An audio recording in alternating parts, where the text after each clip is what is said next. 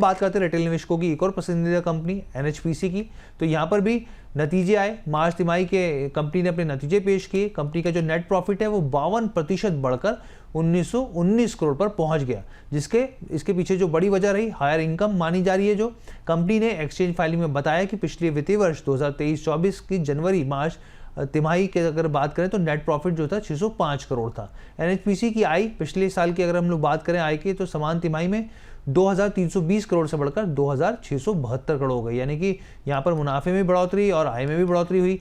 वित्तीय वर्ष 2024-25 की चौथी तिमाही में यहाँ पे अगर ऑपरेशनल आय की बात करें, ऑपरेशन से होने वाली आय, तो यहाँ पर 114% का जंप यहाँ पर देखने को मिला है, यानी कि लगभग यहाँ पर डबल हो गई है। और कंपनी के बोर्ड ने वित्तीय वर्ष 2024-25 के लिए 10 रुपये के फेस वैल्यू वाले शेयर पर 51 पैसे प्रति इक्विटी शेयर का अंतरिम डिविडेंड की यहाँ पे सिफारिश की है। और इसके साथ ही आपको बता दें कि मार्च 2025 में दिए गए 1.40 पैसे यानी 1 रुपये 40 पैसे प्रति इक्विटी शेयर के अंतरिम डिविडेंड के ये अलावा होगा। आप इसको समझिए। अप्रैल में कंपनी ने 800 मेगावाट की पार्वती 2 जल विद्युत परियोजना और कर्णीसर सोलर पावर प्लांट के ऑपरेशन यहाँ पर शुरू किया है यहाँ पर। और इसके साथ ही बता दें कि जैसी रिजल्ट्स आए स्टॉक में एक अच्छी तेजी देखने को मिली यहाँ पर। लेकिन वहीं ICICI सिक्योरिटीज की तरफ से भी रिपोर्ट आई जिसमें उन्होंने तीस्ता वी पावर स्टेशन में नुकसान की बात कही और यहाँ पे कहा कि बाढ़ के वजह से यहाँ पर एक बड़ा जो स्थिति है यहाँ पे नुकसान पहुंचता हुआ दिखा है। अब हम लोग बात करते हैं यहाँ पे रेलवे शेयरों की यहाँ पर, क्योंकि पूरे हफ्ते ये भी खबरों में सुर्खियों में बने रहे। नवरत्न PSU दिग्गज कंपनी रेल विकास निगम लिमिटेड यानी RVNL ने अपने वित्तीय वर्ष 2024-25 के मार्च तिमाही यानी Q4 के नतीजे जारी किए। कंपनी के ने शुद्ध मुनाफे में 4% की गिरावट देखने को मिली और ये करीब यहाँ पर 459 करोड़ रही, जबकि एक साल पहले आप सेम तिमाही की अगर बात करें तो ये 478 करोड़ थी, यानी कि गिरावट हुई है यहाँ पे मुनाफे में। कंपनी का जो कोर ऑपरेशन से रेवेन्यू रहा वो करीब 4.2% घटकर 6,427 करोड़ पर पहुंच गया, जबकि पिछले साल ये 6,714 करोड़ था, यानी कि यहाँ पर भी इस मोर्चे पे भी गिरावट आई। हालांकि RVNL ने इस तिमाही में के जो कुल खर्चे हैं वो उसमें करीब 4.5% की गिरावट देखने को मिली। वहीं अगर आप एबिटा की बात करें तो यहाँ पर भी 5% गिरकर ये 432 करोड़ पे आ गया। और एबिटा मार्जिन को देखें तो इसमें भी आप देखिए कि 6.7% रहा, जबकि पिछले साल सेम तिमाही में ये 6.8% के आसपास आता है, यानी कि आप तमाम पैरामीटर्स पे देखें तो यहाँ पे गिरावट देखने को मिली। और इसके चलते जो स्टॉक है करीब 9% तक नीचे आ गया। आपको बता दें कि रेलवे निर्माण और विकास क्षेत्र की इस कंपनी के बोर्ड ने यहाँ पर शेयरधारकों के लिए 10 रुपये की फेस वैल्यू वाले शेयर में करीब 1 रुपये 72 पैसे के अंतरिम डिविडेंड का ऐलान किया है। अब हम लोग इसको आगे बढ़ते हैं। यहाँ पे एक और रेलवे स्टॉक है। यहाँ पे रेलवे के गुड्स वैगन यात्री डिब्बों और वैगन कंपोनेंट्स और कॉस्ट मैनेजिंग स्टील क्रॉसिंग के कारोबार से जुड़ी कंपनी जुपिटर वैगन्स लिमिटेड ने भी तिमाही नतीजे जारी किए। कंपनी ने फाइलिंग में जानकारी दी कि उनका कंसो मुनाफा 105 करोड़ से घटकर 103 करोड़ रुपए पे पहुंच गया है। कंपनी की कमाई की बात करें यहाँ पे तो कंसोलिडेटेड कमाई 1115 करोड़ से घटकर 1045 करोड़ हो गई है। कंपनी के एबिटा की अगर बात करें, कामकाजी मुनाफे की बात करें तो इसमें जो है इजाफा देखने को मिला है और ये 148 करोड़ से बढ़कर 154 करोड़ पर पहुंच गई है। एबिटा मार्जिन देखें आप तो इसमें करीब 13% से ज़्यादा ये बढ़कर करीब 14.7% पे पहुंच गया है। मौजूदा वक्त में अगर आप इसका PE रेशो को देखें तो वो करीब 46 पर है, PB रेशो को देखें तो 6.84 पर है, जबकि EPS ट्रेलिंग 12 मंथ अगर आप देखें तो वो 8.95 रुपीज़ पर ट्रेड कर रहा है। और ROE की बात करें, रिटर्न ऑन इक्विटी की बात करें तो वो करीब 15% के आसपास है। यहाँ पर रेलवे के एक और स्टॉक की हम लोग बात कर लेते हैं। मिनिस्ट्री ऑफ रेलवेज के तहत आने वाली सरकारी कंपनी इरकॉन इंटरनेशनल ने वित्तीय वर्ष 2024-25 की मार्च तिमाही यानी Q4 के नतीजे जारी किए। कंपनी का Q4 में नेट प्रॉफिट 14% गिरकर 212 करोड़ रहा, जबकि पिछले साल इसी तिमाही में ये 247 करोड़ था। ऑपरेशन से रेवेन्यू की बात करें तो 10% ये घटा है और ये 3,412 करोड़ पर पहुंच गए, जबकि पिछले साल 3,790 करोड़ के आसपास था। तिमाही के दौरान घरेलू और अंतर्राष्ट्रीय दोनों सोर्स से कमाई जो है वो घटी है, जिसमें अंतर्राष्ट्रीय रेवेन्यू में गिरावट सबसे ज़्यादा देखने को मिली है। अंतर्राष्ट्रीय रेवेन्यू 181 करोड़ से घटकर 83 करोड़ पर पहुंच गया है। सोचिए कितनी बड़ी गिरावट है यहाँ पर। वहीं घरेलू रेवेन्यू की बात करें यहाँ पर तो 3,606 करोड़ से घटकर ये 3,329 करोड़ पर पहुँच गया है।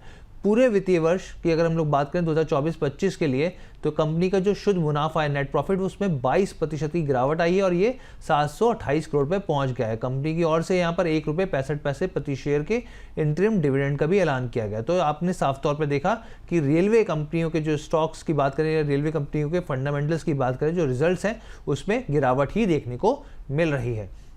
अब हम लोग आगे बढ़ते हैं, डिफेंस सेक्टर की प्रमुख कंपनी भारत इलेक्ट्रॉनिक्स की भी चर्चा कर लेते हैं, क्योंकि ये भी खबरों में बनी रही।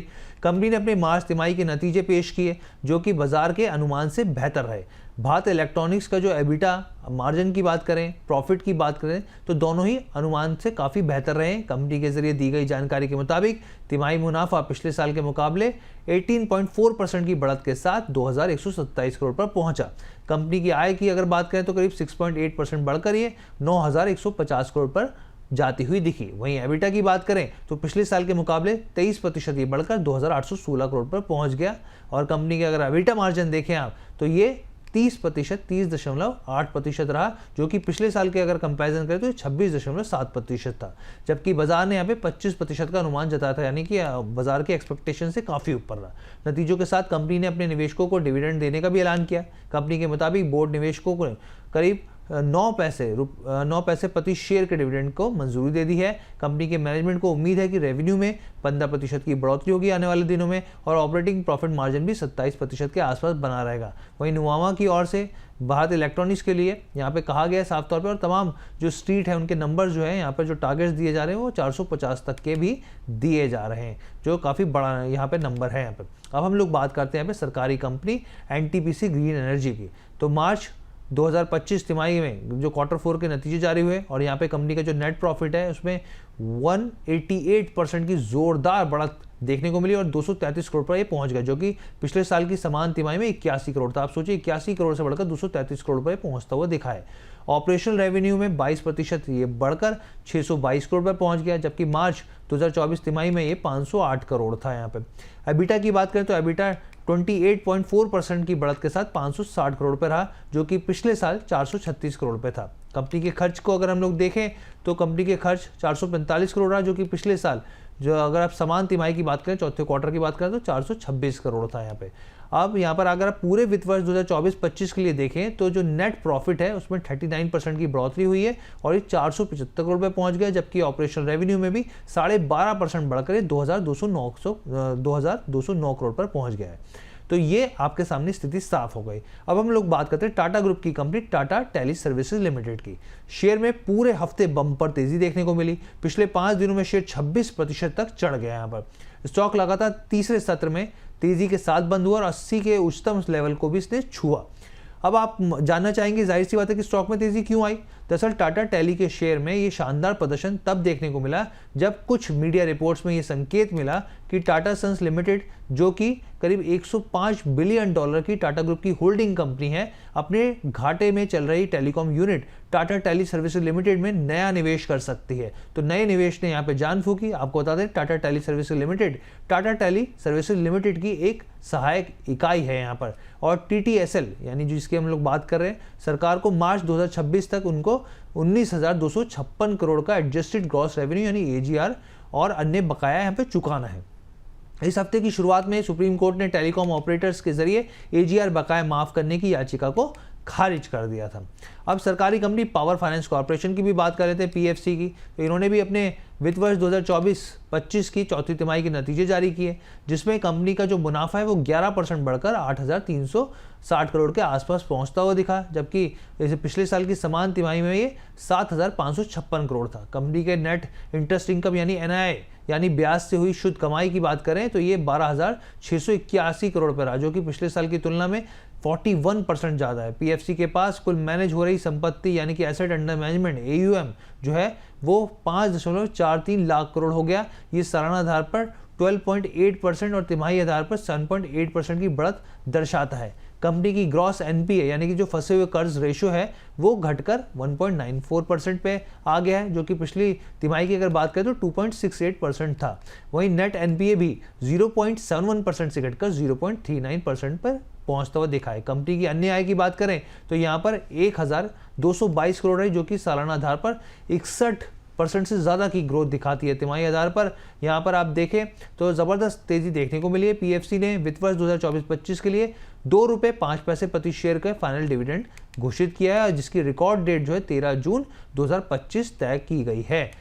भारत सरकार की स्वामित्व वाली पावर ग्रिड कॉर्पोरेशन ने मार्च तिमाही के नतीजे जारी किए। कंपनी के नेट प्रॉफिट में साल दर साल करीब 5.1% की बढ़ोतरी दर्ज हुई, जो कि करीब 4,336 करोड़ पर पहुंचती दिखी। ऑपरेशन से रेवेन्यू में मामूली 0.6% की गिरावट आई और ये 10,982 करोड़ पर रहा, जो कि 11,990 करोड़ के अनुमान से कम रहा यहाँ पे। वहीं कामकाजी मुनाफे यानी कि एबिटा की बात करें तो ये 0.9% बढ़कर 9,222 करोड़ हो गया, जो कि एक साल पहले 9,182 करोड़ था। जबकि एबिटा मार्जिन 82.7% से बढ़कर 84% पर पहुंचता हुआ दिखा। हालांकि यह अनुमानित 84.3% मार्जिन से थोड़ा सा कम रहा है।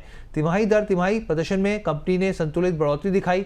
यहाँ पर अगर एबिटा और नेट प्रॉफिट में आप देखें साफ तौर पर तो यहाँ पर सुधार देखने को मिला, जो बेहतर ऑपरेशन कुशलता के कारण संभव हो पाया है। भले ही कुल रेवेन्यू में यहाँ पे थोड़ी सी स्थिति स्थिर स्टेबिलिटी देखने को मिली। कंपनी के बोर्ड ने वित्तीय वर्ष के लिए प्रति शेयर ₹1.25 के अंतरिम डिविडेंड की यहाँ पे सिफारिश करी है।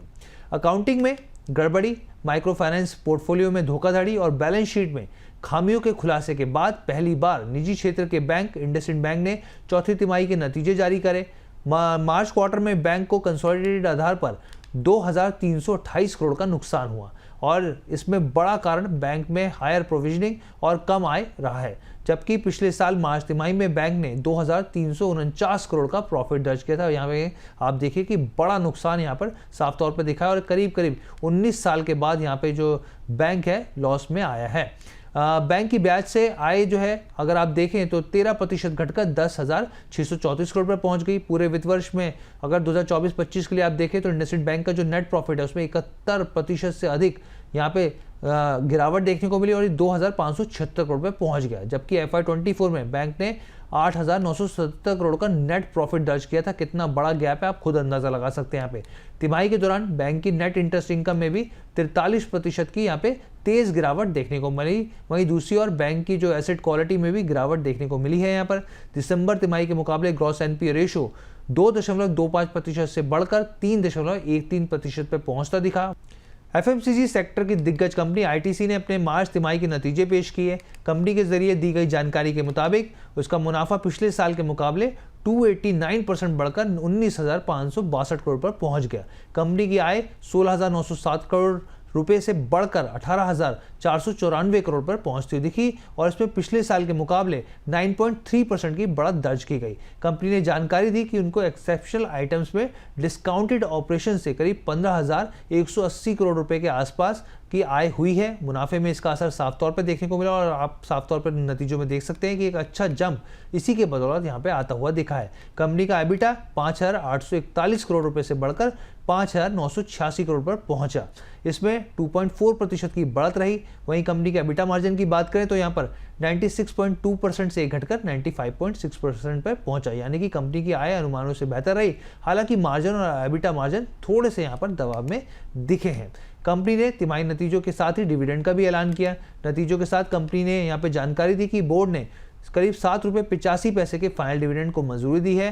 कंपनी ने इससे पहले बीते वित्त वर्ष में करीब ₹6.5 का अंतरिम डिविडेंड का यहाँ पर ऐलान किया था, यानी कि बीते साल में कंपनी कुल मिलाकर आप देखिए ₹14.35 डिविडेंड का ऐलान किया है और यहाँ पे निवेशकों की तो मौज ही हो गई है और कंपनी ने डिविडेंड के लिए 28 मई को रिकॉर्ड डेट जो है वो तय की है। अब एक और शेयर की बात कर लेते हैं जिससे निवेशकों को भारी नुकसान पहुंचाया। प्रोटीन ई-गॉव टेक्नोलॉजीज की हम लोग बात कर लेते हैं। यहाँ पे तो शेयर ट्रेडिंग के दौरान 20% लोअर सर्किट में फंस गया।